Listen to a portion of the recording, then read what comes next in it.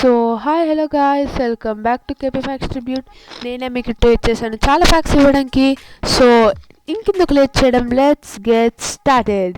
Fact number one ఏంటంటే, మీకు Virendra Sehwag 309 versus Pakistan గురించి తెలిసే ఉంటుంది.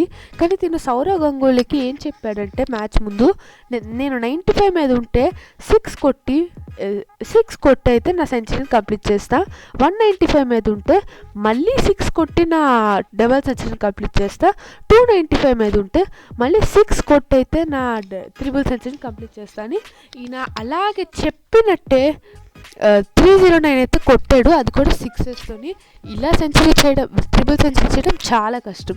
ఫ్యాక్ట్ నెంబర్ టూ ఏంటంటే, ఒక బ్యాట్స్మెన్ బౌలింగ్లోని 6 ఆర్ లెస్ రన్స్ 2 సార్లు ఓడిఐలో డిఫెండ్ చేయడం చాలా ఒకే ఒక బౌలర్ అయితే చేశాడు. అది కూడా ఒక లెగ్ అండ్ ఆఫ్ స్పిన్నర్. అది ఇంకెవరో కాదు, మన మాస్టర్ బ్లాస్టర్ సచిన్ టెండూల్కర్. ఈయనైతే 2 సార్లు అయితే డిఫెండ్ చేశాడు. పెద్ద పెద్ద బౌలర్స్ డిఫెండ్ చేయడానికి కష్టపడుతుంటే సచిన్ టెండూల్కర్ లాంటి ఒక పార్ట్ టైం బౌలర్ అయితే ఈ రికార్డ్ని అయితే అచీవ్ చేశాడు. ఫ్యాక్ట్ నెంబర్ త్రీ ఏంటంటే, మీకు హ్యాండ్లింగ్ ది బాల్ గురించి తెలుసా? ఒక బ్యాట్స్మెన్ కానీ తన చేతితో బాల్ని టచ్ చేస్తే తనైతే హ్యాండ్లింగ్ ది బాల్ కింద అయితే అవుట్ అవుతాడు. కావాలంటే ఫీల్డింగ్ టీం పర్మిషన్ తీసుకుని అప్పుడైతే బాల్ అయితే అందించవచ్చు వాళ్ళకి, కానీ టచ్ అయితే చేయలేరు. ఫ్యాక్ట్ నెంబర్ 4 ఏంటంటే, ఇప్పుడు 2025 ఐపీఎల్లోని ఈ వీళ్ళు బౌలర్స్ అయితే మనం సలేవా అయితే యూజ్ చేయొచ్చు. ముందైతే ఇది ఉంటుండే కానీ మళ్ళీ బ్యాన్ చేశారు కరోనా వల్ల, ఇదైతే మళ్ళీ తీసేశారు. కానీ వైట్ బాల్ క్రికెట్లో దీంతో అంత యూజ్ అయితే ఉండదు.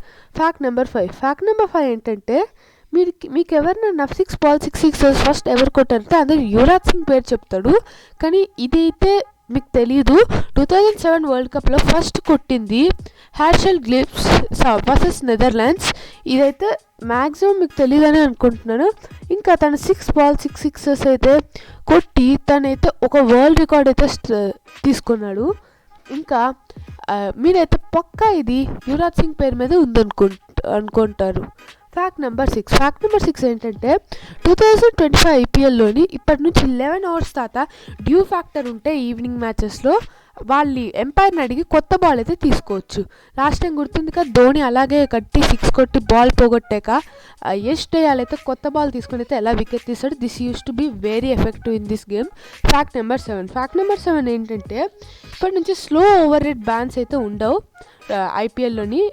కానీ హార్దిక్ పాండ్యా అయితే ఫస్ట్ మ్యాచ్ ఆడాడు, ఎందుకంటే అది దీని ముందు జరిగింది కాబట్టి. ఫ్యాక్ట్ నెంబర్ 8 ఏంటంటే, ధోని బౌలింగ్ యావరేజ్ అయితే 30, కానీ భువనేశ్వర్ కుమార్ బౌలింగ్ యావరేజ్ అయితే 35. అంటే భువనేశ్వర్ కుమార్ కన్నా ధోని ఇంకా మంచి బౌలింగ్ అయితే వేస్తున్నాడు. ఇదైతే చాలా అన్ఎక్స్పెక్టెడ్ థింగ్.